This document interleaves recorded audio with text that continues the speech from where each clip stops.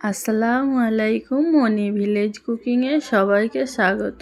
তো বন্ধুরা, ভিডিওটি স্কিপ না করে পুরো ভিডিওটি দেখার অনুরোধ রইল।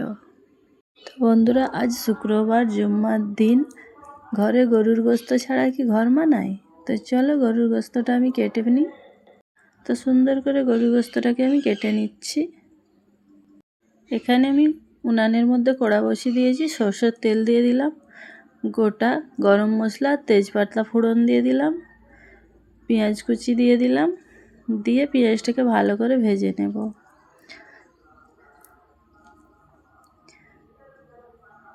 তো পেঁয়াজের উপর থেকে স্বাদ মতো লবণ দিয়ে দিলাম, দিয়ে আবারও নাড়াচাড়া করে নিলাম। তো সুন্দর করে পেঁয়াজটা আমার ভেজে নেওয়া হয়ে যাবে। 1 চামচ আদা রসুনের পেস্ট দিয়ে দিলাম। তো পেঁয়াজের সঙ্গে আদা রসুনের পেস্টটা দিয়ে ভালো করে ভেজে নিলাম। পরিমাণ মতন হলুদের গুঁড়ো আর পরিমাণ মতন লঙ্কার গুঁড়ো দিয়ে দিলাম, অল্প একটু জল দিয়ে দিলাম।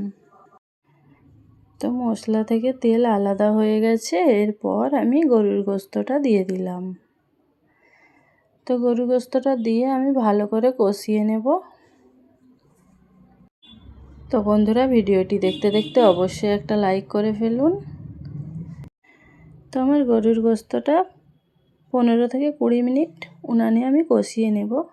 তো দিয়ে দিলাম ভাজা জিরে গুঁড়ো। জিরে গুঁড়োটা দিয়ে আমি কষিয়ে নিচ্ছি, অল্প একটু জল দিয়ে দিব।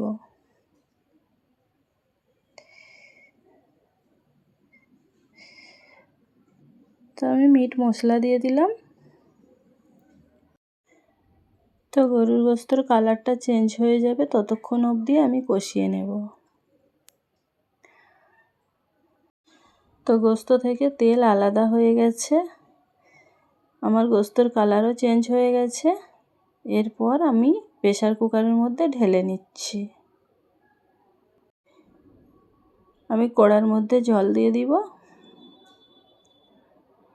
তো ভালো করে কড়াটা ধুয়ে জলটাও গরম হয়ে যাবে, তারপর আমি প্রেসার কুকারের মধ্যে ঢেলে দিলাম।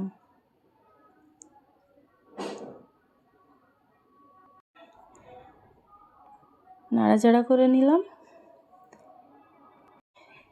এরপর আমি আলুটাকে ভেজে নেব। তার জন্য কড়া বসিয়ে দিয়েছি, তেল দিয়ে দিলাম, লবণ আর হলুদ দিয়ে দিলাম, দিয়ে আমি আলুগুলো ছেড়ে দিলাম। তো আমি সুন্দর করে আলুটাকেও ভেজে নেব। তো বন্ধুরা, দেখতেই পাচ্ছেন আলুটাও আমার ভেজে নেওয়া হয়ে গেছে। এরপর আমি গরুর গোস্তের মধ্যে প্রেসার কুকারে ঢেলে দিলাম, দিয়ে একটু নাড়াচাড়া করে দিলাম। তো আমি গ্যাসের মধ্যে বসিয়ে দিয়েছি। তো গোস্ত রান্না হয়ে গেল, খুলে দেখে নিলাম।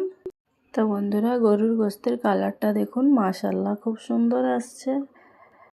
তো বন্ধুরা, আমার ভিডিওটি যদি ভালো লেগে থাকে অবশ্যই আমার চ্যানেলটিকে সাবস্ক্রাইব করে দিবেন। ফেসবুক পেজ থেকে দেখে থাকলে পেজটিকে ফলো করে দিবেন।